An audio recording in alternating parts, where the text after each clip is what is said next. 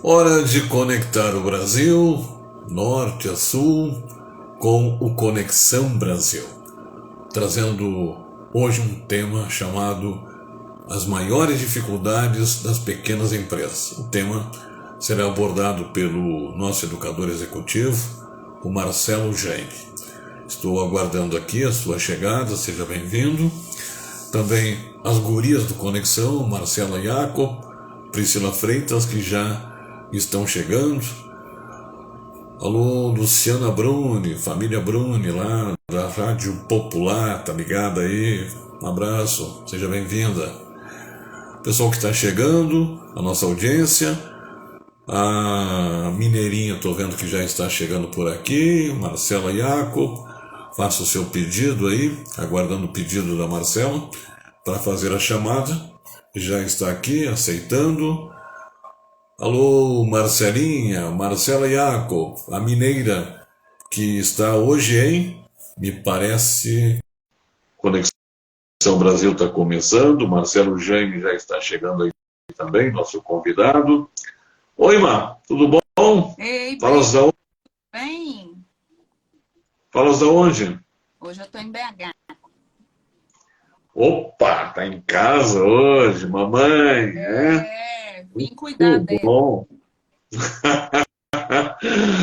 Tá legal. Bom que você está em BH hoje, porque o nosso convidado que está chegando aí está em Brasília, né? Exato. O Marcelo Jaime. Então vamos ter aí um representante de Brasília. Estamos aguardando também a Pri. O Marcelo já está sendo convidado aqui a participar. Voando sempre aí de Brasília pelo Brasil todo. Alô, meu amigo Marcelo Jaime, tudo bem, Boa amigo? tarde, pessoal. E aí, como vocês estão? Tudo ótimo por aqui. Obrigado hoje por ficar em terra, hoje não voar, para participar do... Eu sei que você está sempre voando, né? Devo decolar amanhã ou quarta, se eu não me engano. Ainda não, Ei, ainda não pois tenho a missão completa ainda. Não está com a missão completa ainda. Sabe para onde é, não? Já sabe para onde é, Marcelo? Sei. O destino eu já sei, mas ainda não tenho o dia certo. Essas missões secretas dos nossos aviadores, né? Ele explica daqui um pouquinho, Mar, porque o trabalho do Marcelo aí é um trabalho que exige um certo sigilo em algumas coisas. Então ele explica daqui um pouquinho aí. Enquanto a Pri chega por aqui, ele fala desse seu trabalho interessante aí. Priscila Freitas, falando lá perto de Interlagos, onde tem de estocar. Muito boa ontem, né? Com certeza a Pri curtiu o ronco dos motores aí pelo Interlagos ontem. Oi, Pri, tudo bom? Não está chegando sua voz por aqui, Priscila. Isso, ajusta aí, legal. Tudo bom, Priscila? Sua voz não está chegando ainda. E agora? Agora sim, opa, agora ficou legal. Tava E aí, com um mute.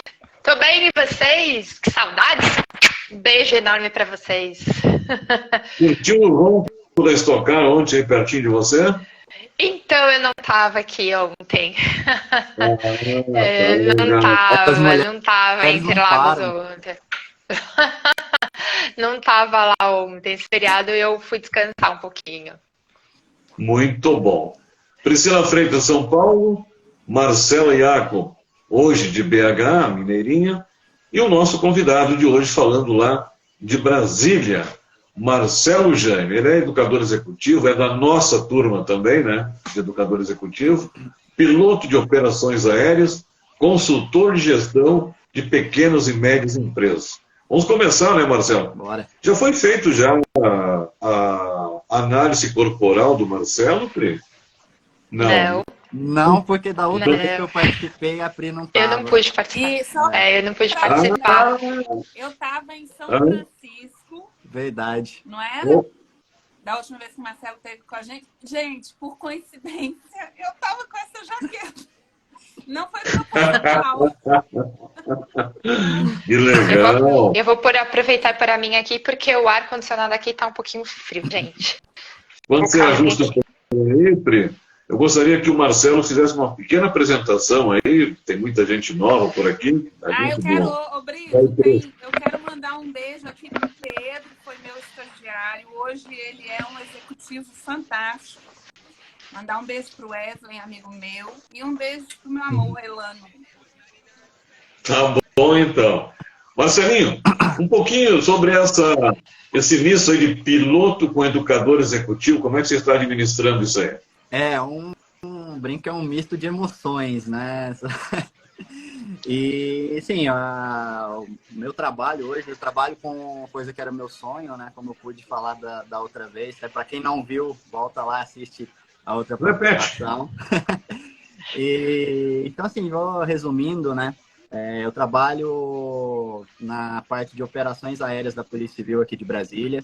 E eu sou piloto de avião, então a gente é responsável por todas as missões aéreas, né? Que envolvam deslocamento aéreo, tanto de equipes das nossas delegacias especializadas, quanto recambiamento de presos. Eventualmente nós fazemos alguns voos mais humanitários, como transporte de órgãos e enfermos. Muitas vezes é solicitado que a gente faça esse tipo de intervenção também. Então, assim, normalmente são voos que demandam um planejamento muito bem feito, porque ele precisa ser executado. Ou seja, eu preciso que aquele voo, que aquela missão seja concluída, mas dentro das regras de segurança, com todo o planejamento necessário, né? Então, isso envolve inúmeros fatores e variáveis que podem influenciar durante essa missão. Então, o meu trabalho como piloto não é simplesmente pilotar o avião. Hoje em dia, pilotar o avião é a coisa mais fácil que tem, dentre todas as atribuições que nós temos. Então, a gente tem que fazer todo o planejamento que começa dias antes da missão, verificar qual que vai ser a meteorologia prevista, se vai ter condição de decolar, se não vai, para onde que a gente vai, porque nós somos demandados, por exemplo, aí para cidades do interiorzão do Brasil que não tem estrutura nenhuma. Então, eu tenho que correr atrás, descobrir aonde que tem um aeroporto mais próximo, uma pista mais próxima, se dá para abastecer o avião, se não dá. Então, assim, são coisas que às vezes a gente no dia a dia nem pensa, mas que a gente tem que olhar. Então, isso gera uma necessidade de planejamento muito grande. E essa necessidade de planejamento que a aviação me ensinou, eu comecei a trazer isso para o lado da educação executiva, para o lado das empresas. Porque eu sempre fui muito fã do empreendedorismo, de estar dentro desse mundo, né, de desenvolver isso. Tanto é que ano passado eu estava dando aula para a molecada aí no ensino fundamental sobre empreendedorismo, sobre como montar um negócio, para essa molecada já desenvolver ter esse contato, né? Para usar a criatividade deles, porque essa molecada é muito criativa, então às vezes falta só um direcionamento ali de como usar essa criatividade da melhor forma. Então, por que não para criar um negócio já desde cedo, já abrir a mente para isso? Então, essa vontade de empreender me levou a me especializar, a buscar cada vez me especializar mais. Então, fui atrás, eu fiz meu MBA em liderança, inovação e gestão, fiz certificação em economia comportamental. Então, fui me aprofundando dentro desses assuntos para poder atuar realmente e ajudar empresas. E como eu cresci dentro de uma pequena, que virou média empresa, que foi meu pai tinha um supermercado, então eu cresci dentro desse supermercado, vendo a operação ali de dentro, né? Então, eu, desde pequeno, meus 13, 14 anos, eu ficava ali me achando gerente, que eu ficava ali na frente do caixa, resolvendo problema. Então, desde essa época, isso me despertou muito isso. E eu acompanhei muito também as dificuldades que as pequenas empresas passam. Então, isso me despertou esse sentimento, poxa, como que eu posso ajudar? Tendo essa visão um pouco diferente, agregando os conhecimentos que eu tenho da aviação, principalmente de planejamento, como que eu posso agregar isso na vida dessas empresas? Né? Porque tem a quantidade de empresas que fecham hoje por causa de falta de planejamento ou por causa dos tópicos que nós vamos tratar aqui, né? E são coisas que simplesmente por falta de conhecimento. Então, poder trazer esse conhecimento pode realmente salvar vidas, salvar empregos e proporcionar que as empresas cresçam realmente de uma forma sustentável. Muito bom, Marcelinho. Lembra da mãe Priscila, lá da nossa imersão? Olá, Pri. Trabalhando um pouquinho aí, então. Esse nome me persegue. Por que será? Por que será, né, Má? Então, vamos lá. Olhando aí pela análise do rosto, né? Lembrando que essa análise, ela para ser completa, ela precisa ser sempre rosto e corpo. Mas aqui a gente sempre faz do rosto, que é o que realmente está mais visível. E sempre falando dos 5 traços de caráter que nós temos, que vai desde a nossa fase da gestação até os 5, 6 anos de idade. Eu sempre falo dos que mais se destacam no rosto. Lembrando que nós temos todos eles, mas eu sempre falo que mais tem destaque. Isso não significa que você seja só isso, ou tenha só isso, mas também é o que mais se destaca no seu rosto, tá bom?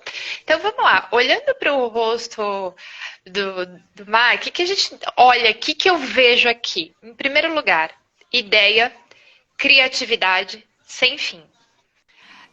A lógica para o Mar, ela vem, tem sentimento, tem aquela coisa de emoção, mas a lógica, ela vem em primeiro lugar. Então, eu tenho uma criatividade e eu alio ela à lógica e depois eu alio ela a sentimento. Esse é o fluxo de comportamento visto no rosto do Mar.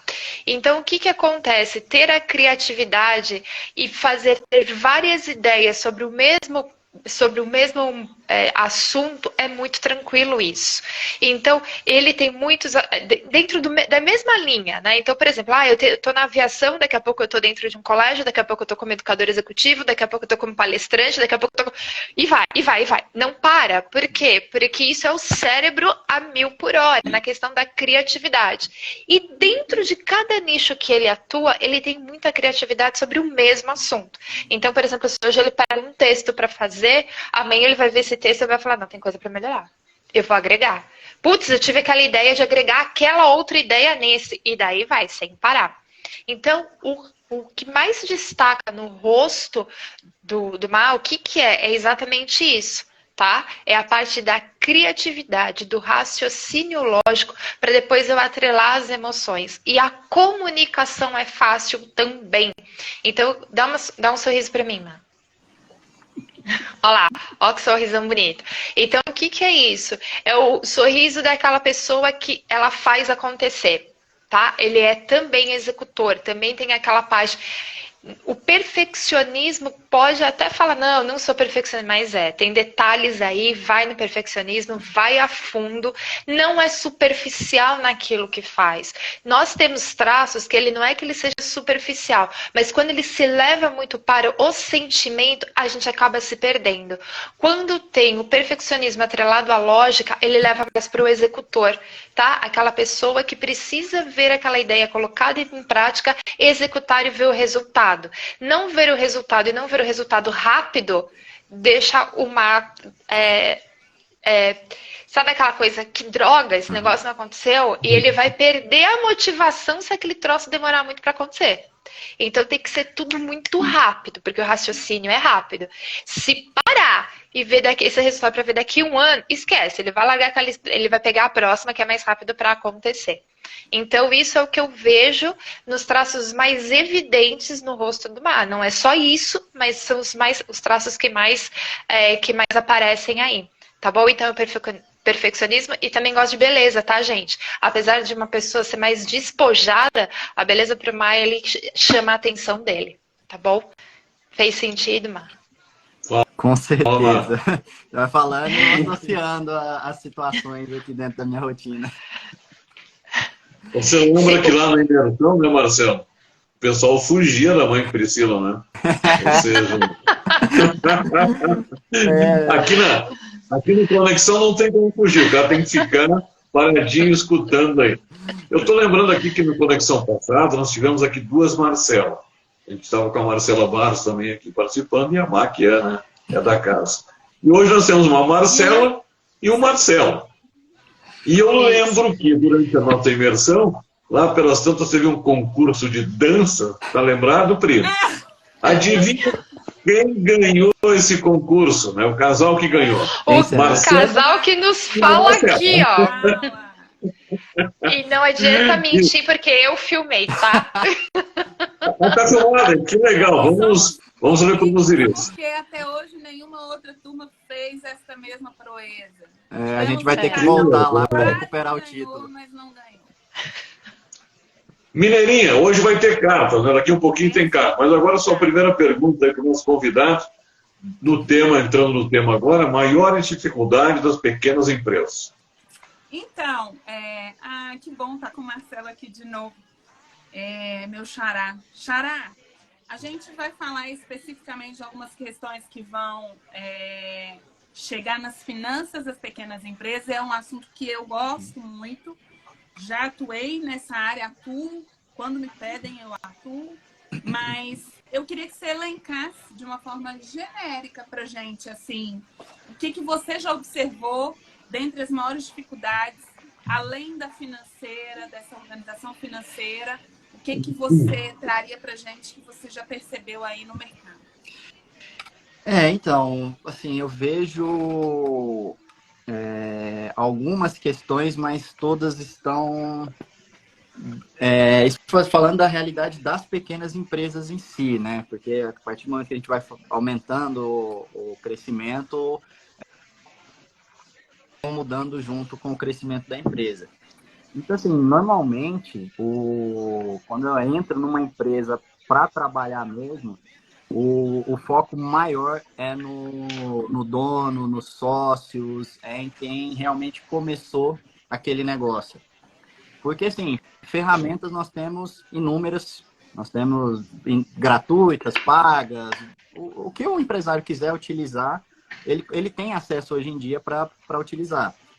Mas falta o conhecimento do que utilizar e como utilizar. Então, principalmente na pequena empresa, ainda tem muito do emocional envolvido na operação do negócio. Então, normalmente, é aquela pessoa que quer estar ali na frente da loja, que quer ter contato com o cliente, ele quer acompanhar o dia a dia do negócio, principalmente se for um negócio de prestação de serviços para clientes ou de varejo. Então, assim, o empresário, muitas vezes, ele quer estar ali dentro da operação do negócio. E, assim, quando ele está começando, é aconselhável mesmo, até para ele conhecer, saber como as coisas funcionam. Mas é aí onde eu vejo a maior dificuldade, que é esse empresário, esse dono de empresa, ele conseguir estabelecer um tempo para realmente tocar o negócio, para agir como dono.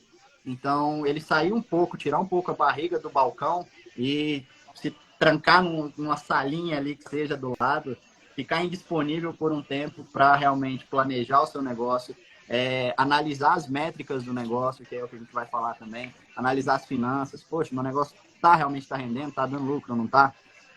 Então, mais de 90% dos empresários aí, das pequenas empresas que eu tenho contato, se você chegar para ele e falar, seu negócio dá quanto de lucro mensal? Tela azul, não sei, não tenho a mínima ideia, não sei nem como eu chego nisso. Então, e muitas vezes não sabe nem se está dando lucro ou se está dando prejuízo. Então, porque tem muito essa questão do contábil e do financeiro, essa diferença que a maioria das pessoas também não sabe, a diferença de faturamento e de quanto realmente está entrando dinheiro. Então, assim, eu entendo a dificuldade desse dono, desse sócio, de conseguir tirar esse tempo, porque ele precisa tocar o negócio dele, principalmente quando está no início. Então, para mim, essa é a maior dificuldade mesmo, do empresário conseguir exercer a gestão estratégica do negócio, não só a operacional ali de atender cliente e de fazer o negócio rodar. Marcelo, Jaime, a separação, se fala muito sobre isso, a separação principalmente da pequena empresa, das contas da pessoa física e a pessoa jurídica, né? Isso é uma realidade, é uma dificuldade? Como você tem constatado de que maneira administrar isso? Vai ter mais do que uma realidade. Isso aí está presente na maioria das empresas. Porque muitas vezes, quando a pessoa abre um negócio, aquela é a única fonte de renda que ela tem. Então, é o negócio. Às vezes a pessoa foi demitida, pediu demissão, saiu e falou, agora eu cansei de trabalhar para os outros, quero trabalhar para mim, abre o seu negócio. aí a empresa vira a espécie de um caixa eletrônico, né? Ah, preciso de dinheiro, vou lá no caixa da empresa, saco, e não tem controle disso, não anota, não faz nenhum tipo de controle dessa entrada e saída de dinheiro. E aí, muitas vezes, a empresa, ela dá prejuízo justamente por não ter esse controle. Porque os donos acabam tirando dinheiro e aí não sabem quanto está tirando, se a empresa dá conta de fornecer aquele dinheiro para eles e acaba colocando a empresa no vermelho por causa disso. Então, é difícil você conseguir colocar o que é despesa da empresa e o que é despesa do empresário em si. Então, a melhor forma de resolver esse problema é estabelecendo um prolabore. Então, isso, como que faz isso, né? Porque é uma grande dúvida que normalmente as pessoas têm. Como que eu estabeleço o meu prolabore? Eu sou dono da empresa, eu trabalho na empresa, porque tem essa diferença também, né? Eu posso ser dono da empresa e não trabalhar na empresa. Então, se eu não trabalho na empresa, eu não tenho direito a prolabore, porque eu não estou exercendo função ali dentro. Mas se eu sou um dos sócios e eu trabalho na empresa, é muito mais que aconselhável que você tenha um prolabore. E como que eu estabeleço esse prolabore? Eu pego, vamos supor, qual função que eu exerço? Eu vou analisar no mercado, vamos supor que eu faço a função ali de gerencial. Eu vou olhar no mercado de empresas semelhantes, mais ou menos do mesmo tamanho, assim, da medida que der, e vou olhar quanto que normalmente uma empresa dessa paga para uma pessoa que vai exercer essa mesma função que eu faço aqui. E aí você tem pelo menos um norte de valor. Beleza, eu peguei esse norte. O que eu vou fazer? Eu vou analisar se a empresa tem condição de pagar esse valor para mim. Porque dependendo da situação da empresa, ela não tem. Se eu tiver essa retirada desse prolabore todo mês, eu posso estar dando um prejuízo para a empresa. Então eu tenho que analisar, a empresa consegue pagar esse prolabore para mim ou não consegue? E aí, por último, eu tenho que analisar a situação pessoal em si. Poxa, esse valor que a empresa consegue me pagar é suficiente para eu me manter? Eu consigo pagar as minhas contas ou eu preciso correr atrás de alguma outra forma? Poxa, que forma é essa? Eu preciso fazer a empresa ganhar mais, a empresa lucrar mais. Se eu faço a empresa lucrar mais, eu consigo ter uma retirada maior. Então, você vê que é quase um jogo de xadrez, né? Você mexe uma peça e vai mexendo todas as outras e você tem que pensar na frente. E aí é onde entra a parte do conhecimento, porque sem conhecimento você não consegue estipular esses valores, você não consegue calcular quanto que a empresa consegue te pagar de prolabore, porque você não sabe quanto que aquilo ali vai incidir, quanto que tem de imposto, o que essa retirada, onde essa retirada vai entrar, como que eu lanço isso no controle financeiro da minha empresa, o que eu posso colocar, as formas de retirada. Por exemplo, para facilitar, eu posso colocar uma retirada, um prolabore quinzenal, para ficar mais fácil. Às vezes porque ele tem contas mais recorrentes ali. Ou não, se a pessoa estiver mais tranquila, ela faz uma retirada só no mês, junto com o pagamento dos funcionários, que fica mais fácil de controlar. Então, assim, as pequenas empresas têm muitas individualidades que têm que ser analisadas ali no caso concreto. Então, eu preciso entender a realidade da empresa, a realidade dos sócios, para saber o que a empresa pode fornecer e também como que o sócio pode se adequar à realidade dela. Marcelo Jaime, nosso educador executivo, agora vai ouvir aí a nossa Priscila como entrevistadora, né? Olha, Pri. Então a mãe Priscila deu um espaço agora para a entrevistadora. E antes eu quero só mandar um abraço para todo mundo que está entrando aqui, que está nos prestigiando. Mandar um abraço especial também lá para a Itália, para todos os que estão nos assistindo.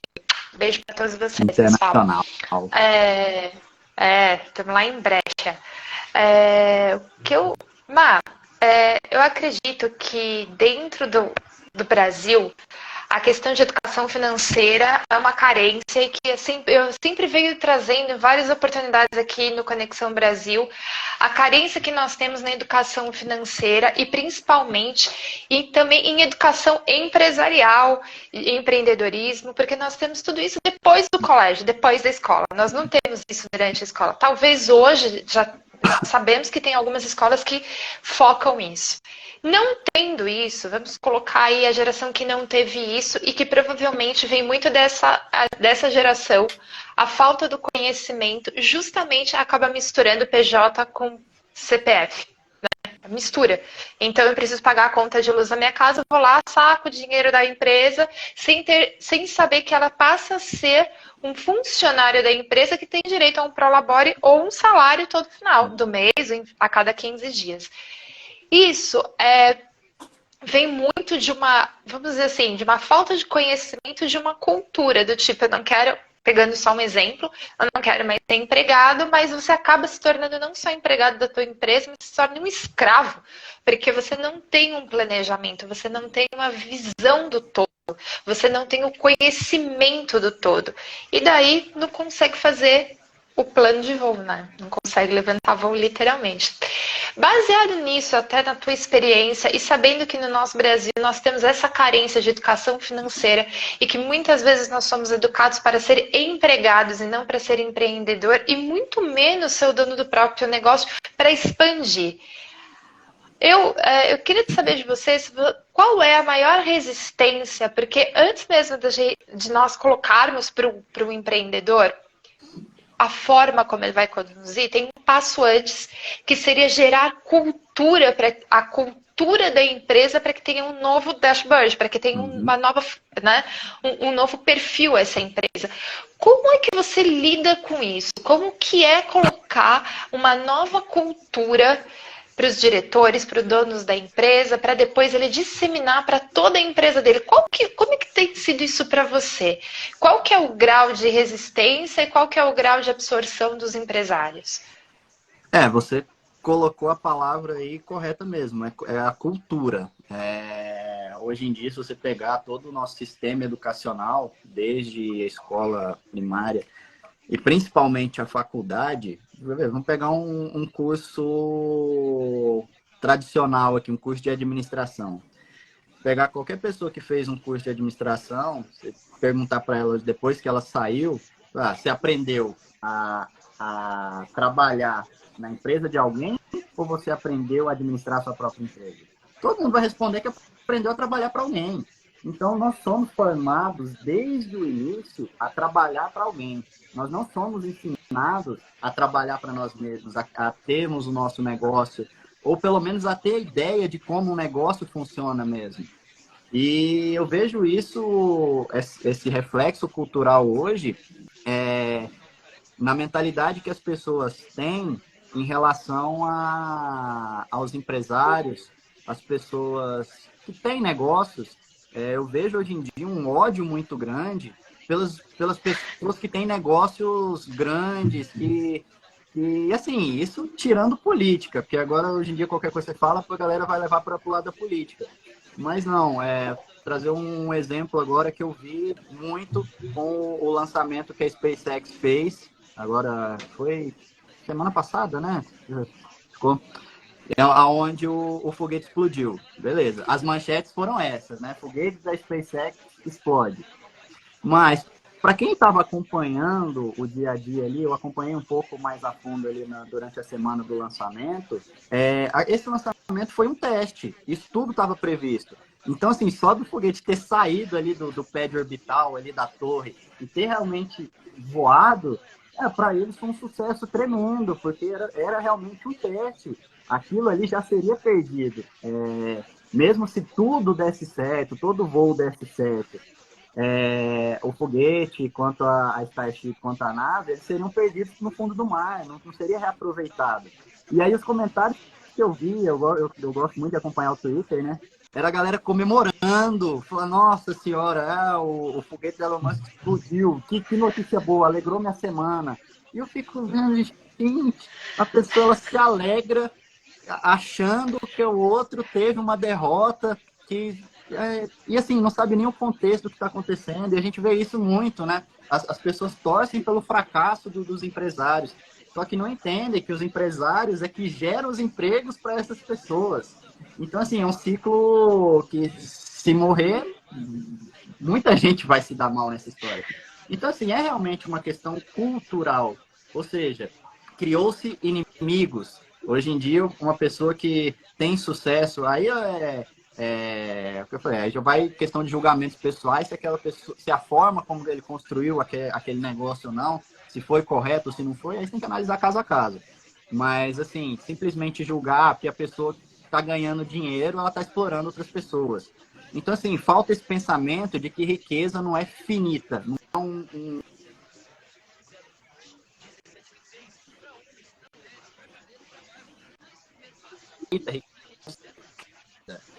Então, quando as pessoas conseguem mudar essa mentalidade, é que a gente consegue trabalhar. Então, aí você me perguntou como que eu consigo demonstrar isso dentro de uma empresa, né? Pri, eu vou te falar que eu preciso, no mínimo, 3 meses. Então, assim, tanto é que quando eu vou fazer uma oferta de contrato, de uma consultoria, de uma coisa mais a fundo, tem que ser no mínimo 6 meses para a gente conseguir realmente fazer alguma coisa efetiva. Com 3 meses, eu já consigo apresentar um resultado consistente para aquela pessoa acender uma luzinha e se falar, poxa, parece que o que esse cara está falando tem um fundo de verdade. Porque não adianta, para essas pessoas você precisa mostrar resultado. Um discurso bonito, eu posso engajar ali na primeira semana. Na segunda semana, está todo mundo fazendo a mesma coisa que estava fazendo antes. Então, assim, com 3 meses eu consigo demonstrar através de números. A sua margem aumentou, o seu lucro aumentou, a gente mexeu nisso, impactou nesses outros números. Então, assim, quando eu consigo mostrar que aquilo vai ter resultado no bolso, seja do empresário, seja da empresa, aí sim eu consigo destravar aquela defesa para realmente ter esse pensamento diferente, né, de como trabalhar. E aí vem um efeito cascata, né? A partir do momento que o pessoal de cima destrava a mentalidade, poxa, a gente consegue criar abundância, e não só para mim, eu consigo criar abundância para todos que estão envolvidos no meu negócio, e aí eu consigo que esse pensamento chegue aqui embaixo, porque quem está aqui embaixo fala, poxa, eu consigo ter um pensamento empreendedor mesmo trabalhando para outra pessoa. Eu consigo empreender no CNPJ alheio. Eu consigo crescer. Então, quando ela percebe que aquela pessoa é protagonista da própria carreira, aí ela vai desempenhar melhor, vai refletir nos resultados da empresa, mas vai refletir principalmente na carreira dela. Então, quando as pessoas conseguem perceber, né, a abundância dessa riqueza, a abundância e entender que essa cultura que aprendeu desde lá do início é uma cultura muito rasa, porque é muito fácil seguir isso, né? É muito fácil, eu trabalho para ele, ele só me explora, eu trabalho mais de 8 horas por dia e fico depois do horário. Só que muitas e muitas vezes, o próprio empresário também fica. E o trabalhador, às vezes, ele vai para casa e pode dormir e amanhã voltar para o emprego dele. O empresário, às vezes, não consegue dormir, porque se ele não resolver aquele problema ali, amanhã a empresa não existe mais. Então, tem uma responsabilidade diferente também. Então, é um trabalho que tem que ser muito forte assim na raiz mesmo, no crescimento, porque depois que aquilo já está instalado, é muito difícil tirar. Então, assim, é um trabalho de longo prazo e nem sempre a gente tem esse prazo para trabalhar com as pessoas. Marcelo Jaime, hoje no Conexão Brasil. Conexão é ao vivo, sempre toda segunda às 13 horas, e depois fica disponível em várias plataformas digitais. O maior dificuldade das pequenas empresas é um tema que o Marcelo hoje está abordando por aqui. Mineirinha, temos cartas por aí? Temos cartas. Marcela, temos. Em vez de uma mãe, tem duas mães. Não, tem uma mãe e uma cartomante. Eu vou jogar agora. Agora você me diz se você quer que coloque no meio, do lado esquerdo ou em título. Então, a história das cartas aqui é o seguinte: não são cartas ciganas nem de tarô, mas são cartas das virtudes. E aí a gente, nessas cartas aqui, tem uma provocação de algum filósofo. Eu tenho tem 100 cartas aqui, eu escolhi 10 mais próximas à nossa temática, próximas à sua história, para a gente poder brincar aqui. Tem 10 cartas aqui, eu vou pedir para você, ou eu paro o dedo, ou você me fala, eu conto, são 10, e aí eu tiro uma aqui para você. Tá, eu vou falar um número então. 7. Daqui pra lá ou de cá pra cá? Da sua esquerda. Cá pra cá. Esquerda é essa. Só pra Gente, complicar. Eu tenho É só pra complicar mesmo. Se fosse eu, não ia conseguir. Confesso que eu tenho um problema com direita e esquerda. Tô junto, mano, tô junto. Tudo pra mim é direita. Tudo pra mim. No semáforo à esquerda, pá, vira direita. Na próxima, daqui 2 quarteirões à direita, à esquerda. Eu viro 2 à direita. Não vai. Pra mim, tudo é direita. Pelo que eu entendi, ficando aqui assistindo, o Marcelo falou da sua esquerda, né, Marcelo? Mas como a câmera às vezes inverte, né? A câmera frontal inverte, não dá pra saber qual que é a esquerda dela ou não. O que ela falar ali, a gente vai aceitar. Bom, Escapou, mano. essa aqui é a minha esquerda. A minha tá espelhada, não sei pra vocês como tá. Pra nós parece direita, mas tudo E bem. é interessante isso, né? Muito interessante isso. Eu vou abrir um parênteses aqui, Brito, que eu conto essa história. Eu quebrei a perna quando eu era criança, curiosa, né? E caiu uma porta de ferro em cima da minha perna, porque eu estava mexendo onde eu não devia. E aí fui fazer uma leitura corporal diferente dessa que a Pri faz, e o cara falou: você já quebrou essa perna? Eu falei: essa? Não sei. Fui pegar a foto. Até hoje eu não sei se eu quebrei a direita ou a esquerda. Meus pais não lembram. E pela foto, porque naquela época a gente revelava a foto. Aí eu falo: mãe, isso aqui é direita ou é esquerda? Não tem uma dica na foto para eu saber. Só eu na foto de perna quebrada. Não tem ninguém usando um relógio, assim, pra saber. Relógio, não tinha. Meu pai estava com as mãos não estavam aparecendo. As 2 fotos que eu tenho, uma eu tô sozinha e a outra com meu pai. Então não sabia se a aliança, né, que é a mão da aliança. Então, bolso na camisa. Aí eu não sei, mas vamos lá.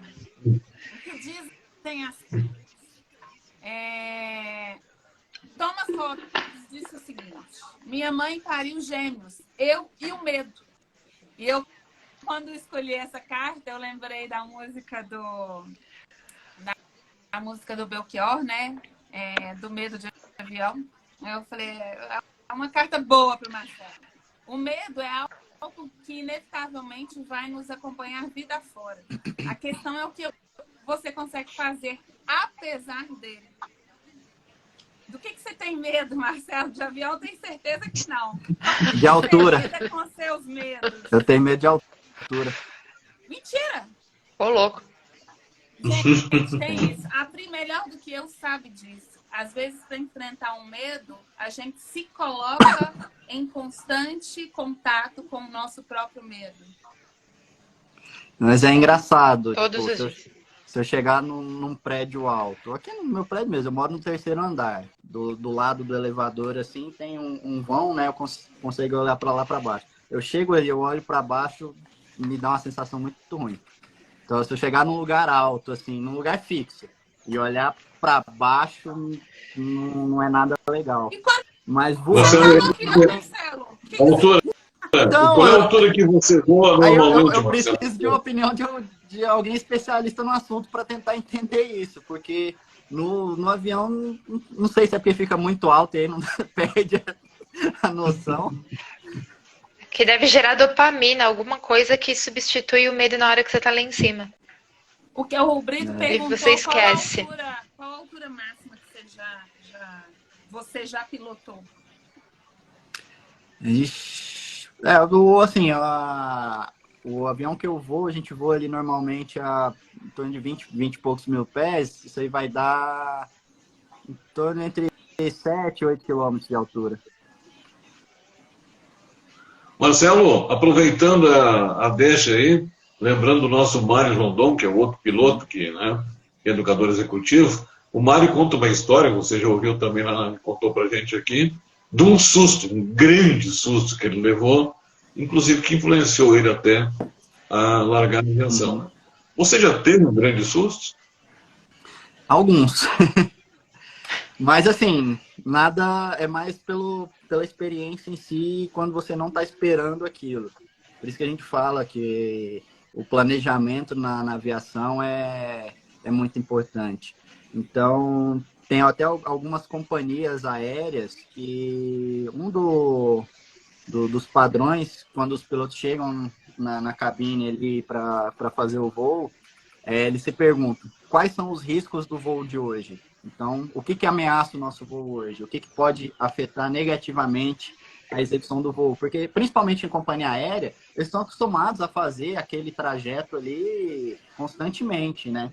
Então, tudo que cai na rotina, a gente acaba tendo um senso de julgamento um pouco diferente. Quanto mais rotineiro, né, parece que é mais fácil, é mais seguro, você está acostumado a fazer. Então, isso é muito perigoso na aviação. Eu falo muito assim que quanto menos riscos a gente enxerga em uma operação, mais propensos a fazer coisas mais arriscadas nós estamos. Então, é muito semelhante ao que foi falado do medo. Então, quanto menos medo eu tenho, mais corajoso eu sou para fazer coisas mais arriscadas. E isso é muito perigoso na aviação. Ser corajoso na aviação, muitas vezes, dá um resultado muito ruim. Ela não aceita isso. Então, por exemplo, uma das experiências que eu tive, e a gente até tomou as precauções que dava para fazer, né? Foi um voo que eu fui fazer de Navegantes para Blumenau. Era um voo curtinho, um voo dava 20, 25 minutos. Era só um traslado que ia fazer para voltar para casa, que na época eu tava lá em Blumenau. E nessa época, os aeroportos ainda tinham os meteorologistas que ficavam lá fazendo as análises de tempo, essas coisas. E visualmente dava para ver que estava chegando um temporal, que ia para onde eu iria passar naquele momento. Aí eu estava com um colega, nós subimos lá na salinha do meteorologista, ele abriu os mapas, os negócios lá, tudo. A gente analisou, aí em 3 cabeças, não, beleza, dá para ir, o voo é curto, a gente decola rapidinho aqui, dá para chegar. Mas na metade do caminho a gente pegou uma turbulência tão grande, que na hora, assim, a sorte assim, é que a gente fica tão concentrado na operação que não dá muito tempo de sentir medo, assim, do que vai acontecer, porque você só quer resolver e sair daquela situação. Mas, assim, foi uma turbulência muito grande mesmo. Aí chegamos em Blumenau, pousei, só que a hora que eu desci do avião, assim, sabe quando o corpo dá aquela desmontada, que baixa adrenalina, o corpo todo dolorido, assim, porque tensiona tudo e tenso com a situação. E aí o colega, depois que a gente pousou, ainda bem, né? Aí ele falou assim, cara, eu achei que ia quebrar as asas. Tipo assim, então, assim, e a gente tá acostumado com isso. Mas quando a gente é surpreendido, né? Porque eu ainda, isso foi lá em 2012, mais ou menos. Então, eu ainda era novinho na aviação, tinha ali 2 anos só que eu estava na aviação. Então, era muito novo. Então, isso me surpreendeu. Então, normalmente, a surpresa é o que causa o perigo. Então, por isso que eu sempre reforço, sempre vou falar de planejamento. Então, quanto mais informações eu conseguir reunir para embasar o meu planejamento, mais seguro vai ser a minha operação. Da mesma forma nas empresas. Quanto mais tempo eu perder no planejamento e na estratégia, mais resultado eu vou ter durante a operação, porque já vai estar tudo traçado. Eu já vou ter meu plano A, meu plano B. Se isso não funcionar, o que eu posso fazer, então, para melhorar tal coisa? As vendas não estão indo bem. O que é o problema? É o meu canal de vendas? É a minha comunicação com o cliente? É meu giro de loja? O que eu posso melhorar em relação a isso? Então, assim, tudo faz parte do planejamento, faz parte de conhecer o seu negócio. Então, eu tenho que conhecer o meu avião, eu tenho que conhecer o meu caminho, eu tenho que conhecer as adversidades, o que pode afetar o meu voo. E dentro da empresa a mesma coisa. Eu tenho que conhecer o meu negócio, eu tenho que saber, conhecer daquilo. Não adianta eu chegar agora e falar, vou abrir uma empresa de tal. Pô, eu estudo um pouco, mas eu não sei como é a operação de marketing digital, de realmente fazer o anúncio, analisar um anúncio. Eu não sei. E aí, como que eu vou colocar esse negócio para rodar? Eu vou contratar alguém. Tá, mas se eu não conheço do negócio, como que eu vou cobrar aquela pessoa? Eu vou contratar, como é que eu vou saber se ela está fazendo o serviço, se não está, se está bem? Você não consegue. Então, você precisa realmente conhecer a fundo o seu negócio e traçar as estratégias do que você espera. Analisar as situações, analisar o mercado, analisar o que o mercado pode te entregar e se a sua solução é realmente uma coisa que o mercado espera ou não. Porque, às vezes, você tem uma puta ideia, mas ninguém quer aquela ideia. E aí? Você vai vender para quem? Então, não adianta. Mas, vocês querem aprofundar esse assunto da carta? Você me chamou? Cortou um pouquinho, Brito. Vai lá. Vocês querem aprofundar esse assunto da carta? Essa foi a pergunta. Quer algum comentário? Ok? Para a gente fazer um comentário, Brito, porque a internet eu acho que está dando uma travadinha. Acho que ele perguntou se vocês querem aprofundar esse assunto. Eu vou repetir, então, com calma. A Mar provocou um assunto da carta. Eu perguntaria, eu faço uma pergunta curtinha aqui, a Pri também complementa. Os maiores medos que o pequeno empresário precisa ter, como esse que você trouxe, Marcelo, de que na aviação, às vezes, para você ser empresário no Brasil, precisa muita coragem. Mas você trouxe que na aviação é bom ter medo, porque você não se arrisca em situações difíceis. Então, quais seriam os medos que os pequenos empresários deveriam ter? Assim, para mim, o maior medo que o pequeno empresário tem que ter é muito pessoal. Então, assim, quando eu entro numa consultoria, eu vou a fundo, eu não vou analisar só a empresa. Eu preciso saber o que aquele empresário quer com aquele negócio. Por que ele abriu aquele negócio? O que motivou ele a abrir aquele negócio? Ah, beleza. Normalmente a resposta é, quero ganhar dinheiro. Tá. Ganhar dinheiro é uma consequência de você querer abrir o negócio. Beleza. Tá, mas o que te motiva a querer ter dinheiro? Você quer ter dinheiro para quê? Aí a gente começa a entrar um pouquinho mais a fundo no que ele realmente quer. É porque eu quero dar uma situação melhor para minha família, eu quero comprar uma casa, eu quero poder criar meus filhos com segurança. Então, você começa a criar realmente raízes, né? Raízes fortes que vão te manter firme nesse caminho quando as coisas não vão dar certo. Porque é uma certeza que o pequeno empresário tem que ter, é que vai ter momentos que as coisas vão dar errado, e muito errado. É normal isso é comum, isso vai acontecer. Às vezes você tem a melhor estratégia do mundo, mas ela não engrena. Você demora a perceber o porquê dela não engrenar, você vai passar um período ruim. Então você tem que estar preparado para isso. E você só está preparado para isso se você tiver raízes muito profundas do porquê você quer aquilo. Então, acho que o maior medo que o pequeno empresário tem que ter quando ele olha para o seu negócio é o medo de que aquilo tudo, aquele esforço todo que ele está fazendo não vai conseguir levar ele a atingir os objetivos pessoais que ele tem. Ou seja, ele vai, por exemplo, ser o pilar forte dele ali é a questão familiar mesmo. Por exemplo, esposa, esposo, os filhos. É ter esse tempo de qualidade, poder dar uma vida boa, né, para essas pessoas. Se a empresa começa a consumir demais essa pessoa, e às vezes a empresa até dá dinheiro, dá muito dinheiro, mas ele não consegue ter tempo de qualidade com essas pessoas, porque ele trabalha muito, a empresa suga muito dele, ou seja, ele vai ser um empresário frustrado. Ele não vai ter aquele amor assim pela empresa, porque a empresa está tirando uma coisa que é mais importante para ele, que é a família.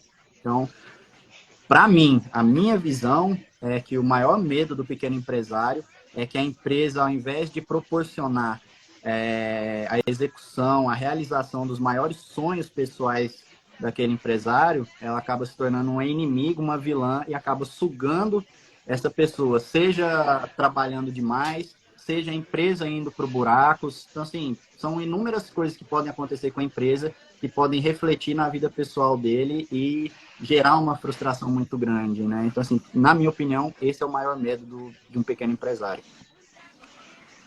Valeu, Marcelo Jaime, nosso convidado de hoje. Vamos ao São Paulo. Priscila Freitas. Vai lá, Pri. A gente sabe que você falou de algo que é muito importante, né? Existe um sonho atrelado para o empreendedor.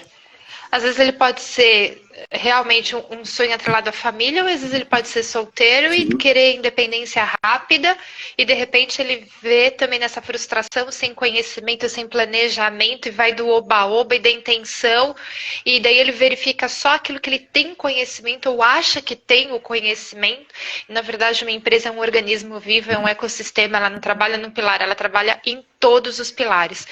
Quando você chega numa empresa e tem toda essa cultura que precisa ser adaptada e potencializada, como é que é? Você consegue, para o empresário, ele consegue separar os pilares do autoconhecimento e os pilares que vão e da cultura da empresa dele, porque são coisas diferentes, mas que se comunicam totalmente. Porque quando eu tenho valores aqui, automaticamente eu jogo esses valores inconscientemente para minha empresa, para o meu dia a dia, não tem como. Então, por exemplo, se a pessoa ela é extremamente honesta, é um valor, uma pessoa que trabalha com ela e não é honesta, isso vai dar briga, isso vai dar um conflito gigantesco. Então, é o autoconhecimento mais a cultura da empresa. Então, o desenvolvimento organizacional versus a gestão de pessoas. Como que é isso? Eles aceitam o autoconhecimento antes até mesmo da questão da geração da nova cultura para a empresa dele? Mas aproveitando esse gancho, vou até levar um pouco além esse questionamento, que esse embate de valores e princípios é a maior causa que eu vejo de briga entre sócios. Porque cada um quer impor os seus princípios. E aí entra o seu questionamento. Tá, como que eu consigo elencar e meio que valorar, né? Porque é difícil a gente falar em valoração de princípios e valores. Porque, se é um princípio, eu não abro mão daquilo de jeito nenhum. Mas quando a gente está lidando com pessoas, a gente tem que fazer essa valoração, né? Do que é mais importante, do que eu consigo flexibilizar, do que não. E isso é uma coisa realmente muito, muito complexa de se trabalhar. Então, por isso que é muito importante dentro de uma consultoria, e aí meio que já partindo até para uma mentoria mais individual, que você tem que ter, quando você entra dentro da empresa, você tem que ter esse jogo de corpo, né, para analisar o momento de ser um consultor e o momento de fazer uma mentoria com as perguntas mais assertivas ali, para você descobrir realmente, principalmente nesse assunto de valores, de onde vem aquele valor. Porque muitas vezes o valor está bem na cara, o valor que é importante para aquela pessoa. Mas eu preciso descobrir de onde ele vem para saber como trabalhar aquilo. Porque às vezes é uma coisa tão profunda para a pessoa que não adianta eu falar que não, esse valor não vai dar certo na sua empresa por causa disso, apresentar todos os fatos, tudo, mostrar com números, mas aquilo é tão enraizado para aquela pessoa que ela prefere quebrar a empresa do que abrir mão daquilo. E isso é comum, porque principalmente quando você se lida com ego. Então, eu tenho isso. É muito difícil a gente falar que a gente tá errado. Poxa, vamos falar assim, o que eu ouço muito assim, não, mas eu cheguei até aqui por causa disso, por causa desses valores. É isso que me fez assim, né? Então, a pessoa, principalmente quando ela se enxerga como uma pessoa de sucesso, é difícil ela abrir mão de alguma coisa porque ela considera que foi aquilo que levou ela até aquele patamar. Então, assim, tem que ser realmente no 1 a 1, com perguntas extremamente assertivas, porque se a outra pessoa perceber ou entender ou achar que tem algum tipo de julgamento na sua fala, acabou, ela se fecha, você não consegue entrar mais, acabou a consultoria, porque tudo que você falar depois daquilo, a pessoa já vai estar fechada e, assim, é muito difícil você conseguir que ela se abra novamente para novas ideias.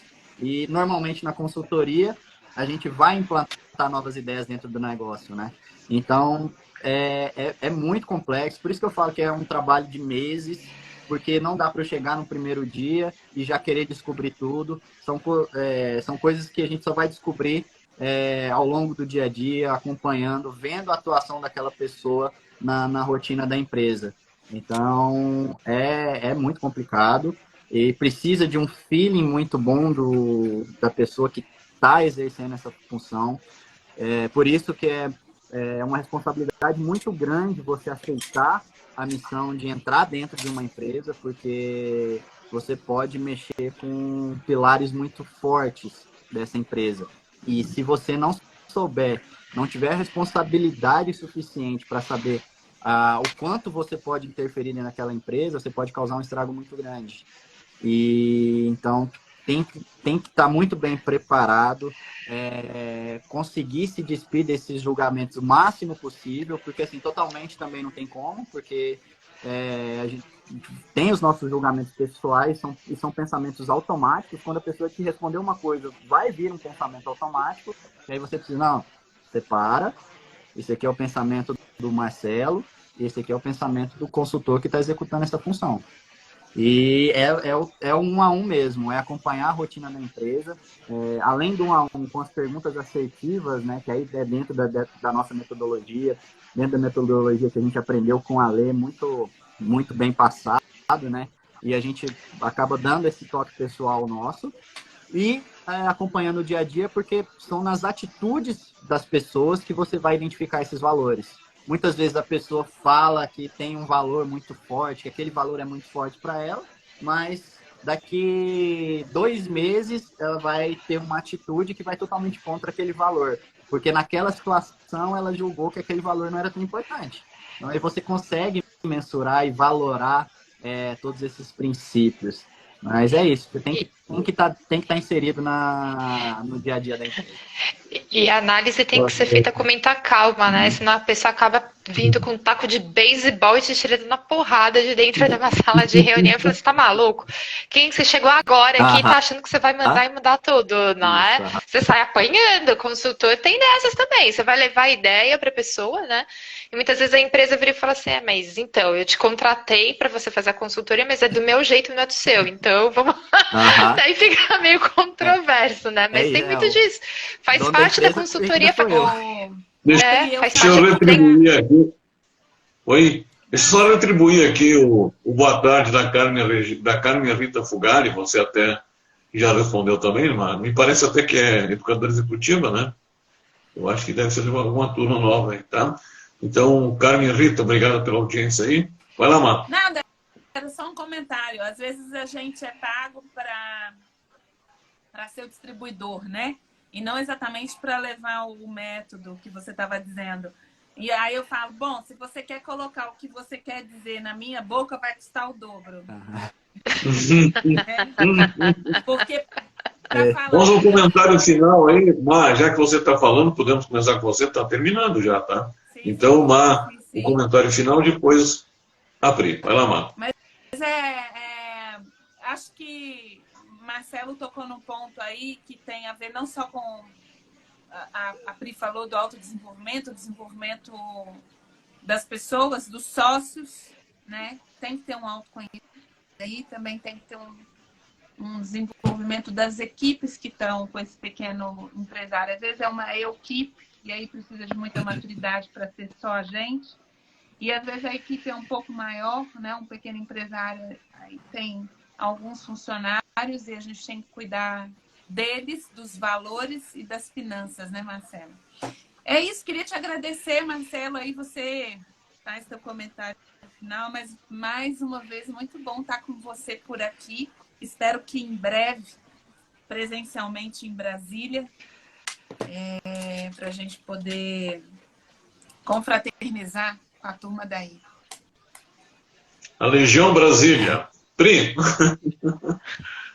Maia, eu quero agradecer a tua participação, foi muito, muito, muito bacana. Eu acho que esse é um tema, como a maioria de todos, né? Todos os que vêm aqui, é um tema que não tem fim.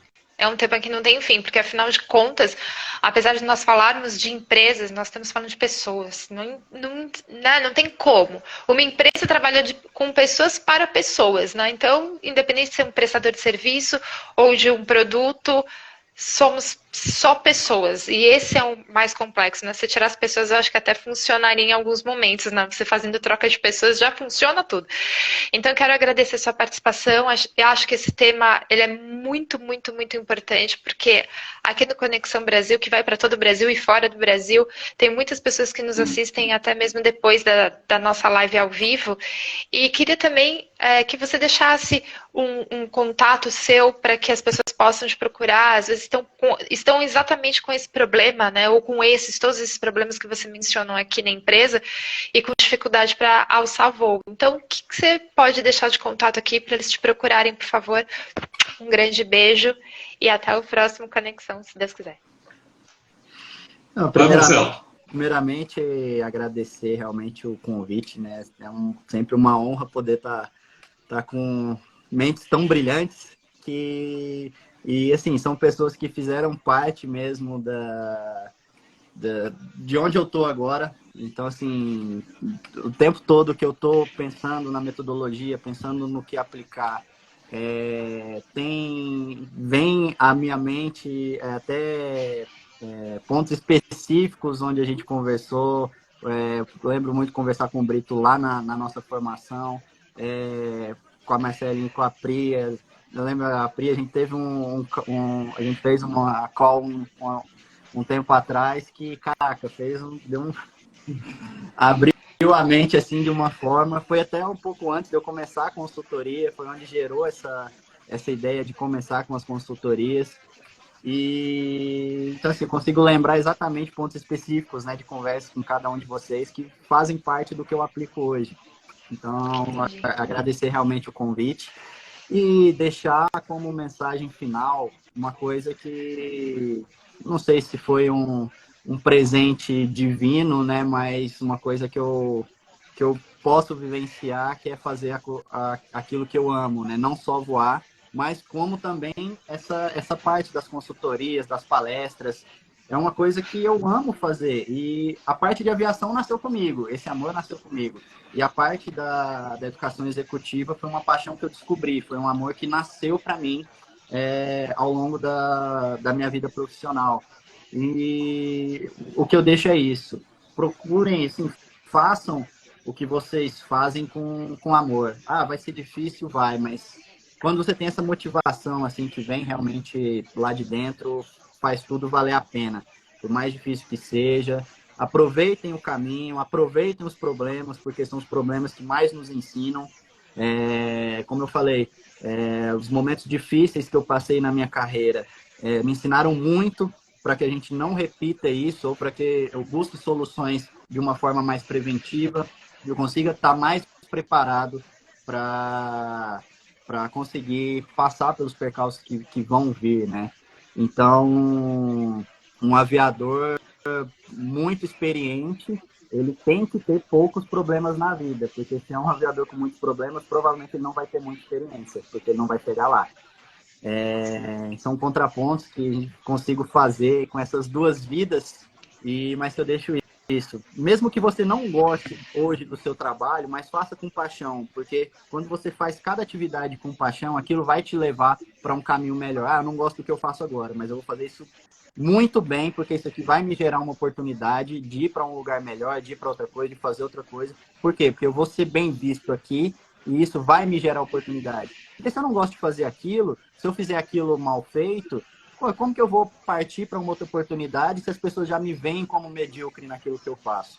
Então, acho que a paixão é, sim, muito importante para tudo que a gente faz na nossa vida. E não só profissionalmente, né? Em todos os momentos da nossa vida. Seja no ambiente familiar, amizades, nos hobbies, que a gente precisa ter esse ponto. Então, ter essa paixão também por descansar a cabeça, que é uma coisa que é muito difícil para mim, conseguir me desligar, como você fez a apresentação no início, né? São muitas ideias, muitas coisas ao mesmo tempo, eu querendo fazer muitas coisas, e eu tenho que me obrigar a tirar um tempo, não, dá uma segurada, cara, senão você vai enlouquecer.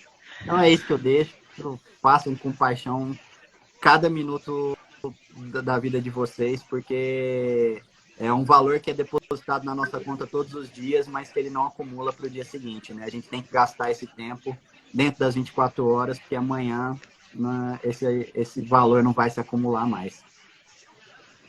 Marcelo Jaime, meu amigo, educador executivo, piloto de operações aéreas, consultor de gestão de pequenas e médias empresas, muito obrigado por compartilhar o seu conhecimento nesse Conexão Brasil. Eu estou vendo aqui a Marcela, caiu o sinal, mas tá ok. A Pri está ainda com a gente. Lembrando que a semana que vem, pessoal, tem tanto feriado por aí que vai dar um feriado na segunda-feira. Então a gente vai dar uma folguinha semana que vem, nossos convidados e para a gente também. E a gente volta dia 8 com o Raimundo Ribeiro. Olha, o assunto do Raimundo Ribeiro é ambientes organizacionais evolutivos. É um assunto sensacional, então. A nossa live aqui está subindo para o YouTube e outros canais. Você que não assistiu tudo, por favor, assista, passe para os seus amigos. Vai ficar disponível nas plataformas que a gente está passando em seguida. Muito obrigado, pessoal. Obrigado, Gurias. Obrigado, Abraço, Vanessa. gente. Marcelinho, Beijo, muito beijo. obrigado.